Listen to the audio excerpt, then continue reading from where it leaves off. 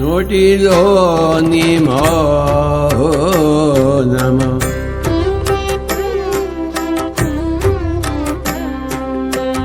మనసు.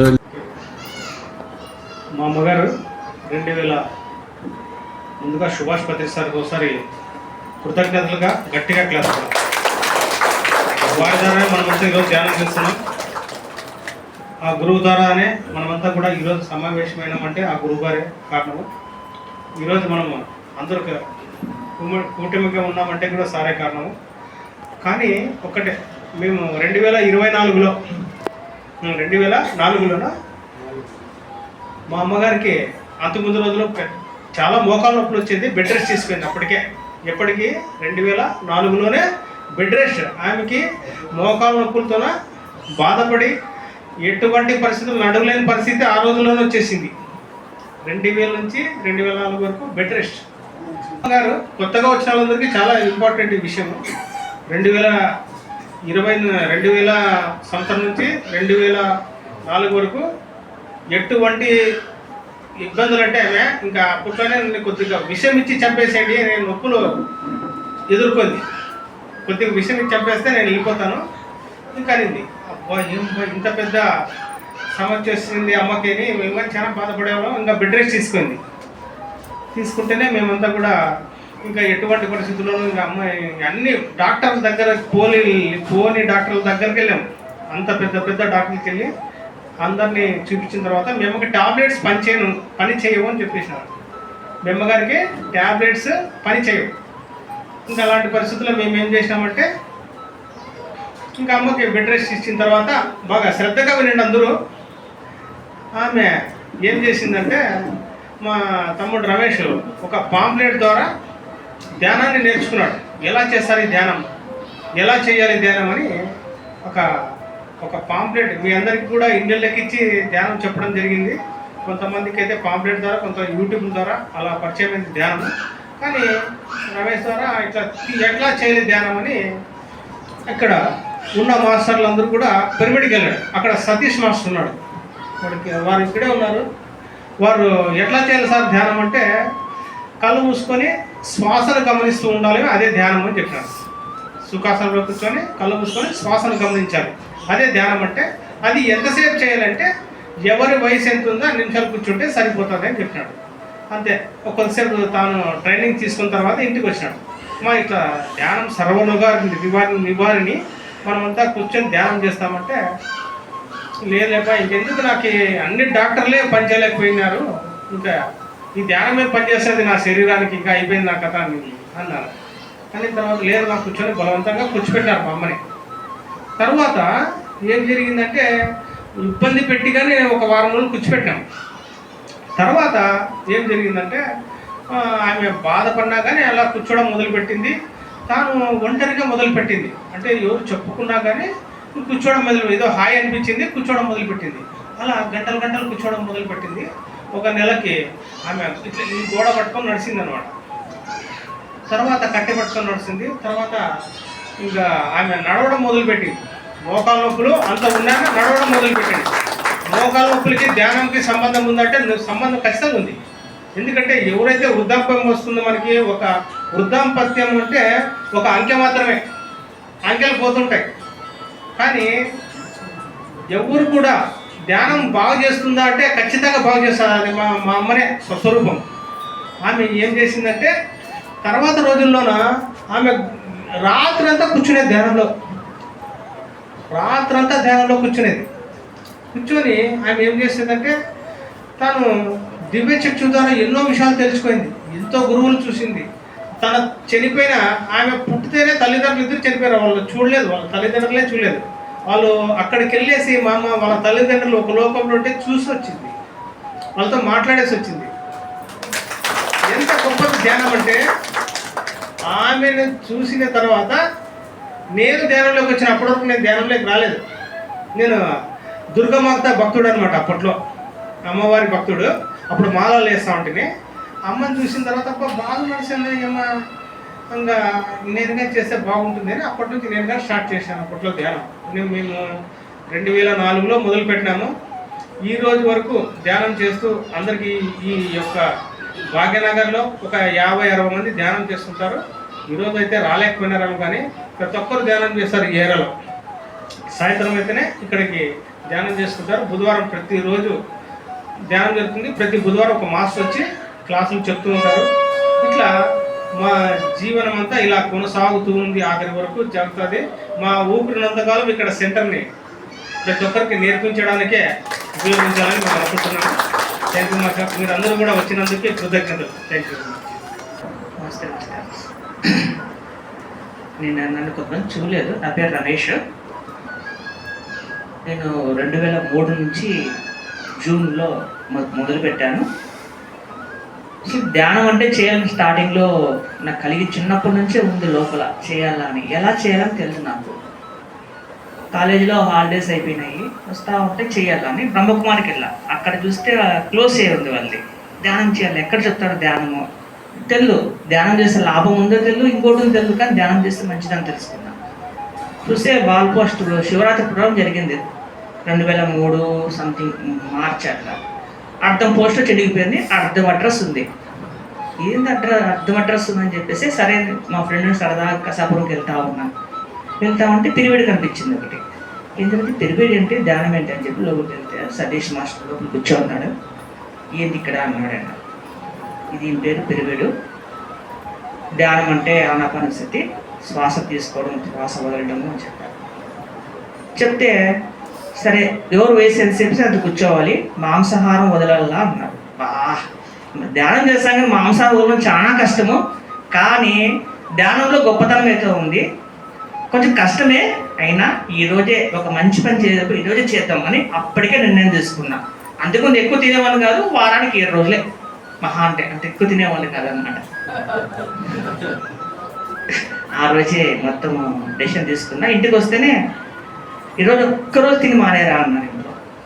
అమ్మా నేను ఆల్రెడీ నిర్ణయం తీసేసుకున్నా, అయిపోయింది అని చెప్పేసి నేను ధ్యానం సాధన మొదలు పెట్టాను. పెడతా ఉంటే అమ్మకి అన్నకి చెప్పాను ధ్యానం, అందరికి చెప్పాను.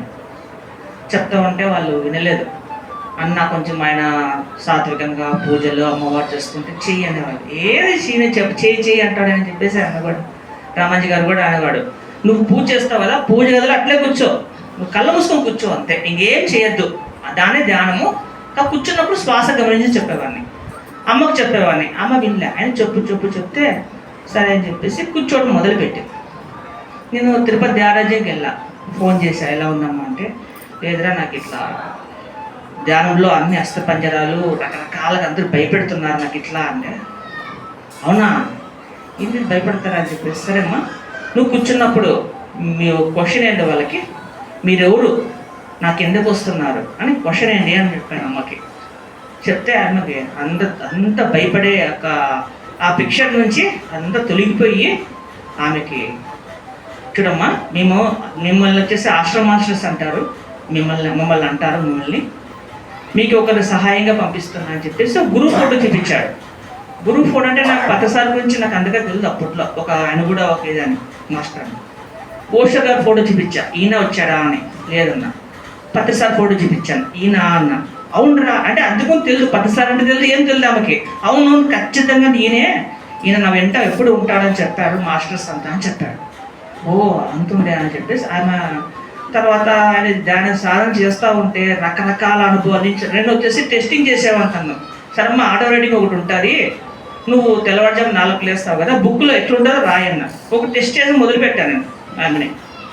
కూర్చుంటే మాస్టర్స్ వచ్చారు. చూడమ్మా నీకు ఏం చదువు తెలియదు, ఏం తెలియదు, నువ్వు ఆటో రైడింగ్ నువ్వు అమరాలు కాదు, వద్దు, ఆటో రైడింగ్ నీకు వద్దు అని చెప్పేసి ఆమెని చెప్పేశారు. అట్లా తను హీలింగ్ చేసుకుంటా అప్పట్లోనే మంచం పడే వ్యక్తి, 2004, 2005లోనే పూర్తిగా నడువుకోండే వ్యక్తి. అలాంటి వ్యక్తి తను ధ్యాన సాధన చేసుకుంటా తనకు తను హీల్ చేసుకుంటా. తర్వాత మాకు వచ్చేసి తను రకరకాల ఏమన్నా మాకు సందేహాలు వచ్చినా ఆమె ధ్యానం ద్వారా మాకు బోధించేది. అంటే ఆమె అంత స్థాయిగా ఎదిగిపోయింది అనమాట. కాబట్టి ఆమె ఆమె తర్వాత కొన్ని జన్మలు కూడా చెప్పేది, ఇట్లా ఇది ఈ విధంగా ఉంటుంది, ఇట్లా ఉంటుంది. మా పిల్లలు కూడా బండరాయ బసవన్న ఇలా చనిపోయారు, ఇలా ఉన్నారు వాళ్ళు గతంలో అని తను మాకు వివరించేది. తను ఏం చదువుకోలేదు, బేసికల్గా చదువుకోవడమే మొత్తం అంతా ఏ టు జెడ్ మాకు కొన్ని అనుభవాలు చెప్పేది. చెప్తూ ఈ మధ్య లాస్ట్ ఒక 11th డే కింద ఒక ఆమె వచ్చేసి తన గురించి చెప్పేసింది. 2 weeks కింద నేను 2 వారాలే ఉంటున్నా ఇక్కడ భూమి మీద, ఉండల్లా వద్దా మా క్వశ్చన్ అడిగింది. చూడమ్మా, ఈ నిర్ణయం మీరే తీసుకోండి, ఉండాలా వద్దా నిర్ణయం తీసుకోండి మీరే, నేను చెప్పడానికి రాదంటే సరే అని చెప్పేసి కరెక్ట్ 2 weeks కింద ఆమె శరీరాన్ని సహజంగా కూర్చొనే సహజంగా తను శరీరాన్ని అంతా పేకెట్ చేసింది. కాబట్టి మనం చెప్పుకుంటూ పోతే ఎన్నో 20 ఏళ్ళ అనుభవాలకి మంచిగా చాలా ఒక తాడే మాస్టర్ అయినా. ఒకసారి అమ్మ కూర్చొని ఉంది ఒక చోట, అక్కడ ఒక ఇల్లు ఉంది, ఒక మృత్యులో ఆ ఇంట్లోకి పోయింది. వెళ్తే ఏంటమ్మా అంటే ఆ ఇంట్లో చనిపోతున్నారా, వెళ్ళిపోతున్నారన్న. చూస్తే ఒక కొన్ని గంటల్లోనే హార్ట్ అటాక్ వచ్చేసింది ఆ ఇంట్లో వాళ్ళకి. అతని ఏజ్ అరౌండ్ 55 అట్లుంటాయి, 50 అట్లా 55 అంటే హార్ట్ అటాక్ వచ్చేసింది. తను మొత్తం తన క్లారిటీ చూస్తుంది, మొత్తం ఒక నల్లటి ఆకారంగా మృత్యు అనే క్లారిటీ వచ్చేసింది. అంటే ఒక్కొక్క అండర్స్టాండింగ్ లెవెల్ వేరే వేరే ఉంటుంది. మృత్యులాగా అట్లా వెళ్ళిపోయిన కొన్ని గంటలకే వాళ్ళ ఇంట్లో వాళ్ళు ఏడ్చడం మొదలుపెట్టారు. నాకు అదొకటి అనుభవం. తర్వాత వచ్చేసి మా అన్నగారు అమ్మగారు వచ్చేసి కొన్ని ఇద్దరు క్లారిటీ ఉంది. జన్మల నుంచి గురు శిష్యుల అనుబంధం ఉందన్నమాట వాళ్ళకి, ఇప్పటి నుంచే కాదు, కానీ నేను వాళ్ళకి అనమాట. ఇంకోటి వచ్చేసి మా అమ్మ కూడా చెప్పేసింది, మా అబ్బాయి ఈయన పేరు బండరాయ బసవన్న, ధ్యానం చేస్తూ ఆయన సహజంగా శరీరం వెకేట్ చేశాడని చెప్పేసి ఒక్కొక్కరి గురించి ఆమె మాకు చెప్తా ఉందన్నమాట. ఇప్పుడే కాదు, ఈమె గురించి 4 సంవత్సరాల క్రితనే క్లారిటీ చెప్పేసింది. నేను 4 సంవత్సరాలు ఉంటాను రా ఇక్కడ, తర్వాత నేను నా పని అయిపోయిందని చెప్పేసి ఆయన చెప్పడం జరిగిందన్నమాట. ఇంకోసారి వచ్చేసి ఈమె చెప్పాను కదా ఆల్రెడీగా, ఎన్ని మెడిసిన్స్ వాడామంటే ఇంకా ఆఖరికి అన్ని యాంటీబయాటిక్స్ తీసుకున్నాం. అవి కూడా ఒక టైంకి వచ్చే లోపల పనిచేయమన్నమాట. ఆ స్టేజ్కి వెళ్ళిపోయింది. ఇంకా మంచం పడుతుంది ఇంకా త్వరలోనే. అప్పుడు తీవ్రంగా అప్పుడు ఇంట్లో మేమంతా ఎట్లుంటుందంటే, మేమంతా కూర్చుంటే స్పిరిచువల్ గురించి అనమాట కాన్సెప్ట్స్ ఇంట్లో. మేమంతా ఆ సాధన చేసి ఆమె వచ్చేసి యాంటీబయాటిక్స్ అని పూర్తిగా మానేసింది. కాబట్టి ఆమె త్వరగా హీల్ చేసుకుంది ఆమె. ఇంకోటి వచ్చేసి ఆమె ఇంట్లో కూర్చున్నప్పుడు దాదాపు స్పిరిచువల్ పరంగా డిస్కస్ చేసుకుంటాం, మెటలిస్టిక్ పరంగా కూడా కాకుండా మేము ముగ్గురు కూడా స్పిరిచువల్ పరంగా ఏం కథ ఏంటి మాస్టర్ ఏంటి. ఇంకోటి ఏంటంటే భగవద్గీత కూడా ఆయనకి మార్నింగ్ టైమ్స్లో క్లారిటీగా ఆయనకి ఎక్స్ప్లెయిన్ చేసేవాళ్ళు మాస్టర్స్. అంటే మాకు ఎట్లుంటుంటే ఆమె అన్ఎడ్యుకేటెడ్ కదా, ఒక స్క్రిప్టింగ్ రికార్డింగ్ ఆయనతో లేదన్నమాట ఆయన దగ్గరికి. కాకపోతే క్లారిటీగా ఈరోజు ఇది వచ్చింది అని ఒక 2 times నాకు ఒక భగవద్గీత శ్లోకాలు చెప్పింది. అంటే మీరు ఒకసారి మామూలే ఆమె గతంలో కూడా చేసిండొచ్చు అని అనొచ్చు, కానీ ఆమెకి ఏం చదవలేదు, అన్ఎడ్యుకేటెడ్ ఆమె. ఈ విధంగా దీనికి ఎక్స్ప్లెనేషన్ ఇది అని ఆమె ఆ టైంలో మాకు చెప్పబడింది అనమాట. కాబట్టి ఇంకా మనకు ఎన్నో అనుభవాల్లో గుర్తొస్తే చెప్తాను, ప్రస్తుతానికి ఆమె ముగించుకుంటాను. అందరికీ నమస్కారం. లక్ష్మీదేవమ్మ గారు ధ్యానాన్ని చక్కగా వినియోగించుకున్నారు. మీ గురించి మీరు తెలుసుకోవాలంటే ధ్యాన సాధన తప్పనిసరిగా చేయాల్సిందే. ధ్యానం లేకుండా మీ గురించి మీకు తెలియజేయబడదు. మీరు శరీరం కాదు, ఆత్మ. శరీరం కాదు, మనస్సు కాదు, బుద్ధి కాదు, ఆత్మ అని తెలుసుకోవాలి. ఈ 3 ఆత్మకు తొడుగులు. కనపడేది ఒక్కటే, మనకు కనపడేది ఈ దేహం మాత్రమే. దేహం ఉన్నంతవరకు దేహం కనపడుతుంది, మనస్సు కనపడదు, బుద్ధి కనపడదు, ఆత్మ కనపడదు. ఫర్ ఎగ్జాంపుల్ మీకు కారు ఉంది, కారు నడవాలంటే ఎవరు ఉండాలి అందులో? మీరు పలకాలి, పలకపోతే నేను చెప్పను. డ్రైవర్ ఉండాలి. డ్రైవర్ లేకపోతే కారు నడుస్తుందా? మరి ఆ డ్రైవర్కి ఈ కారే నేను అంటే ఆ డ్రైవర్ని ఏమంటారు? పిచ్చివాడు అంటారు. ఈ కారు నేను అని ఆ డ్రైవర్ అన్నాడంటే మన ఒక పిచ్చివాడు అంటారు. కానీ కారు పర్ఫెక్ట్గా నడవాలి అంటే డ్రైవర్ పర్ఫెక్ట్గా ఉండాలి. డ్రైవర్ పర్ఫెక్ట్గా ఉండాలంటే పక్కన డ్రైవర్కి సూచనలు ఇచ్చేవాడు పర్ఫెక్ట్గా ఉండాలి. ఈ ముగ్గురు పర్ఫెక్ట్. కారు పర్ఫెక్ట్గా ఉండాలి, మనస్సు, తర్వాత డ్రైవర్ పర్ఫెక్ట్గా ఉండాలి, తర్వాత సూచనలు ఇచ్చేవాడు పర్ఫెక్ట్గా ఉండాలి. అంటే వెనక ఉన్నటువంటి యజమాని పర్ఫెక్ట్గా ఉండాలి. నిద్రావస్థలో ఉండకూడదు యజమాని. వేమన చెప్తాడు, 6 మంది గజ దొంగలు ఒక రాజు ఆస్థానంలోకి వెళ్ళి ఆ మంత్రితో చేయి కలిపి రేయింబగళ్ళు దోచుకుంటున్నారు ఆ ఖజానాన్ని. రాజు ఆస్థానంలో ఉన్న ఖజానాన్ని దోచుకుంటూనే ఉన్నారు రేయి పగలు అని చెప్తాడు. ఇక్కడ రాజు ఎవరు, మంత్రి ఎవరు, 6 మంది గజ దొంగలు ఎవరు? ప్రతి ఒక్కరిలో 6 మంది గజ దొంగలు ఉన్నారు. ఆ 6 మంది గజ దొంగలే మనకు తెలుసు అరిషడ్ వర్గాలు అంటారు. కామం, క్రోధం, లోభం, మోహం, మదం, ఆశ్చర్యము. ఈ ఆరు రకాల దోపిడీ దొంగలు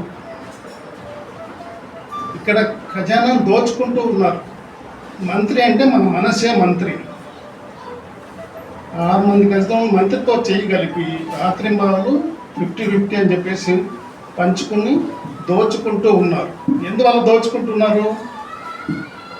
రాజు నిద్రావస్థలో ఉన్నాడు. రాజు అంటే ఆత్మ. ఆత్మ నిద్రావస్థలో ఉంది కనుకనే వీళ్ళు ఆడింది ఆట, పాడింది పాట. కాబట్టి కారు పర్ఫెక్ట్గా మన లక్ష్యం వైపు పరుగులు తీయాలి అంటే డ్రైవర్ పర్ఫెక్ట్గా ఉండాలి. ఆ డ్రైవరే. కారు అంటే మన శరీరం, డ్రైవర్ అంటే మనస్సు, పక్కన సూచనలు ఇచ్చేవాడు బుద్ధి, వెనక ఉన్నాడు యజమాని. యజమానే ఆత్మ. మనంతా ఆత్మస్వరూపాలని తెలుసుకోవాలి. మనంతా ఆత్మస్వరూపాలను తెలుసుకోవాలంటే ఈ 3 తొడుగులను తెలుసుకోవాలి. శరీరం అనే తొడుగు, మనసు అనే తొడుగు, బుద్ధి అనే తొడుగు. అందుకే ఆత్మను త్రిపుర సుందరి అన్నారు. త్రిపుర సుందరి, 3 పురాల్లో నివసించే సుందరి ఆత్మస్వరూపం. ఏంటి ఆ 3 పురాలు? శరీరం అనే పురం, మనసు అనే పురం, బుద్ధి అనే పురం. ఈ 3 పురాల్లో నివసించే సుందరి ఆత్మస్వరూపం. అందువల్ల మనందరూ ఆత్మస్వరూపాలు అన్నీ తెలుసుకోవాలంటే ప్రతినిత్యము ధ్యాన సాధన తప్పనిసరిగా చేయాల్సిందే. Okay, thank you. మరొకసారి ఆ లక్ష్మీదేవి గారికి అందరూ శాంతి కలగాలని కోరుకుంటారు. ఆత్మ ఎప్పుడూ శాంతిగానే ఉంటుంది. ధ్యానం చేయకపోతే ఆత్మ అశాంతిగా ఉంటుంది. ధ్యానం చేసిన ఆత్మ శాంతిగా ఉంటుంది. మనం ప్రతిరోజు తప్పనిసరిగా మన వయస్సు ఎన్ని సంవత్సరాలు, అన్ని నిమిషాలు తప్పనిసరిగా ధ్యాన సాధన చేస్తూ ఉంటే మనం ఈ విషయాలన్నీ అనుభవంలోకి తెచ్చుకుంటాం. మరి ఈ ధ్యానం పిరమిడ్లో చేస్తే ఇంకా అద్భుతంగా ఉంటుంది. ధ్యానం 3 రెట్లు అధికంగా శక్తి అందులో ఉంటుంది కనుక మనకి ఈ గుంటకల్ కట్టడంలో చక్కటి పిరమిడ్ కట్టుకున్నాం. కసాపూర్ రోడ్లో పవనపుత్ర పిరమిడ్ ధ్యాన కేంద్రం అని చెప్పేసి 40x40 పిరమిడ్. మరి ప్రతి ఆదివారం క్లాసెస్ జరుగుతాయి, ధ్యానం జరుగుతుంది, క్లాసెస్ జరుగుతాయి. ప్రతి పౌర్ణమి అమావాస్యకు కూడా అక్కడ కలుస్తుంటారు. దయచేసి పిరమిడ్కి వచ్చి ధ్యాన సాధన చేసుకుని మీ జీవితాన్ని ధన్యం చేసుకోవాలని చెప్పేసి కోరుకుంటూ మరొకసారి లక్ష్మీదేవం గారికి గట్టిగా క్లాప్స్ కొడుతూ ఇంత అద్భుతమైన జ్ఞానం అందుతున్న బ్రహ్మశ్రీ సుభాష్పతి గారి క్లాప్స్ కొడతాం. అలాగే అంతటి గురువుని తయారు చేసిన సదానంద దేవి గారు క్లాప్స్ కొడతాం. అలాగే నాకు ధ్యాన పట్టిన నరసింహయ్య గారు, డివి రెడ్డి గారు క్లాప్స్ కొడతాం. మరి ఈరోజు జ్ఞాన సందేశాన్ని సతీష్ గారు సీనియర్ మాస్టర్, మరి వారి ద్వారా ఈరోజు స్వీకరిద్దాం. Okay, thank you. ఒకసారి క్లాప్స్ కొట్టడం. సో ఈ ఆత్మ జ్ఞాన మార్గం ప్రపంచంలో మనిషి ప్రతి ఒక్కరికి ఆలోచనలు అనేది ఏవో ఒక ఆలోచనలు ఉంటాయి. ప్రతి ఒక్కరి జీవితము వాళ్ళకు కరెక్ట్, తప్పు కాదు. కారణం ఏమి అంటే వాళ్ళ మనస్సులో వాళ్ళు పొందిన అనుభవాలు, వాళ్ళకున్న అనుభవాలే మనిషి యొక్క అనుభవాలే మనిషి జీవితం. అంతకు మించి మనిషి ఆలోచించలేడు. అది ప్రాపంచిక విద్య అయినా ఆత్మ విద్య అయినా మనం ఏం తెలుసుకున్నాము అన్నదాన్ని బట్టే మనిషి జీవితం అనేది ఉంటుంది, అంతకు మించిపోదు. పత్రిజీ గురువు ఎందుకు, మనం శిష్యులు ఎందుకు అంటే పత్రిజీ జ్ఞానం ఎక్కువ కాబట్టి ఆయన గురువు, మనకు ఆ స్థాయి జ్ఞానం లేదు కాబట్టి శిష్యులు. ఈ సైంటిస్ట్ భౌతిక జీవితంలో ఎలా ఉంటుందంటే ఏదో ఒక భౌతికమైన వస్తువు ద్వారా భౌతికమైన విషయాలను శోధిస్తూ ఉంటారు. ఇప్పుడు కంటికి కనిపించని విషయాలు కూడా కొన్ని ఉంటాయి, వాటిని టెలిస్కోప్ అని మైక్రోస్కోప్ అని కొన్ని వస్తువుల ద్వారా చూస్తూ ఉంటారు. అది కూడా ఏంటి అంటే ఇప్పుడు కళ్ళు కనిపించవు, అద్దాలు పెట్టుకుంటే చూపు కనబడుతుంది అన్నప్పుడు మన ఇంద్రియాలుకి కూడా ఒక పరిమితి ఉంటుంది. ఆ పరిమితిని మించి చూడాలనుకున్నప్పుడు ఒక వస్తువుని తయారు చేస్తారు, చూసి వాటి ద్వారా ఇవి మనం తెలుసుకుంటాం. అలాగని ఆ వస్తువులకు కూడా అతీతంగా మనం చూడాలి అనుకున్నప్పుడు ఏం కావాలి అంటే మనస్సుకి అపారమైన శక్తి కావాలి. ఆ అపారమైన శక్తి కావాలి అన్నప్పుడు ధ్యానం చేసుకోవాల్సిందే, తప్పదు. కాబట్టి ఎవరి జ్ఞానం ఎంత ఉంటుందో అది వాళ్ళ స్థితి, అంతే. కానీ ఆత్మ జ్ఞానము అన్నప్పటికి ఏమవుతుంది అంటే ఎలాగైతే ప్రాపంచిక జ్ఞానం ఎలా ఉంటుందో ఇప్పుడు ప్రపంచంలో కూడా ఇదే భౌతిక విద్యలు నేర్చుకొని మనిషి ఉన్నతమైన లగ్జరీలుగా ఎంతో సుఖ భోగాలు అనుభవిస్తూ జీవించే వాళ్ళు ఉన్నారు. ఈ చదవకుండా ఎంతో బీద పరిస్థితులు అనుభవించే వాళ్ళు ఉన్నారు. కారణమేమి, ఇక్కడ భౌతిక విద్యలు వాళ్ళకు నేర్చుకోలేదు కాబట్టి జీవితం అలా ఉంటుంది, పరిమితంగా ఉంటుంది. ఎక్కువగా ఉన్నతంగా చదివిన వాళ్ళ చదువులు ఎక్కువ ధనవంతులుగాను ఆ యొక్క భౌతికమైన జ్ఞానం కలిగి ఉంటారు. కారణమేమి, అక్కడ కూడా జ్ఞానమే, అది ఏమి భౌతిక జ్ఞానం. ఈ భౌతిక జ్ఞానము మనస్సు ద్వారా మనము పొందుతాం. ఇవి మహా కోరికలు అన్నమాట. ఇవన్నీ ఈ భౌతికంలో ఇది అశాశ్వతమని తెలియదు వాళ్ళకు. కానీ వాళ్ళు ఈ భౌతిక జ్ఞానంలో ఎంత ఉన్నత స్థితిలో ఎంత గొప్ప పేరు ప్రతిష్టలు ఉండి ప్రపంచానికే ఒక జ్ఞానాన్ని ఒక టెక్నాలజీని ఇచ్చినప్పటికీ కూడా, అంతటి సైంటిస్టులు అయినప్పటికీ కూడా వాళ్ళ దగ్గర లేనిది ఏంటి అంటే వాళ్ళకు సత్యం తెలియదు. వాళ్ళు ఎవరో వాళ్ళకు తెలియదు. ఈ సృష్టి ఎలా జరిగిందో తెలియదు, సృష్టికర్త గురించి తెలియదు, ఆత్మ గురించి తెలియదు, పరమాత్మ గురించి తెలియదు, భగవంతుడు అంటే తెలియదు. అంటే ఈ పదాల గురించి వాళ్ళ డిక్షనరీలో ఉండవు, వాళ్ళ జీవితంలో ఉండవు. వాళ్ళు ఎప్పటికీ మనస్సుని ఎప్పుడు ఉపయోగిస్తూ కొత్త విషయాలను ఈ సృష్టిలో సృష్టి చేస్తూ బ్రతికేస్తూ ఉంటారు. దానికి కావలసిన ఇంద్రియం ఏమి అంటే మనస్సు. ఆత్మజ్ఞానం వైపు వెళ్ళాలనుకునే వాళ్ళు ఏం చేస్తారు అంటే మనస్సుని శూన్యం చేస్తారు. అందుకే ధ్యానం అంటే మనస్సు శూన్యమే ధ్యానము. ఆత్మస్వరూపులందరికీ నమస్కారం.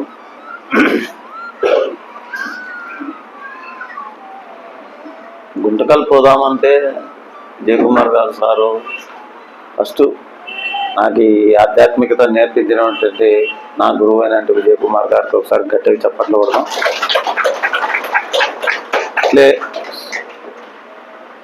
ప్రపంచానికే తెలియజేసినటువంటి ఈ ధ్యానం గురించి తెలియజేసినటువంటి సుభాష్ పత్రిజీ గారికి ఒకసారి గట్టిగా చప్పట్లు కొడదాం.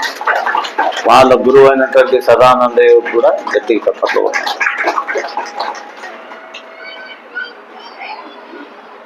ఇప్పటి వరకు ఇక్కడ ఎందుకు వచ్చామో కూడా నాకు అర్థం కాలేదు.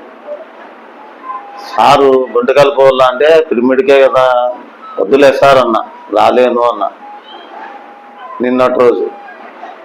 కానీ లేదు, నువ్వు రావాలా అన్నాడు.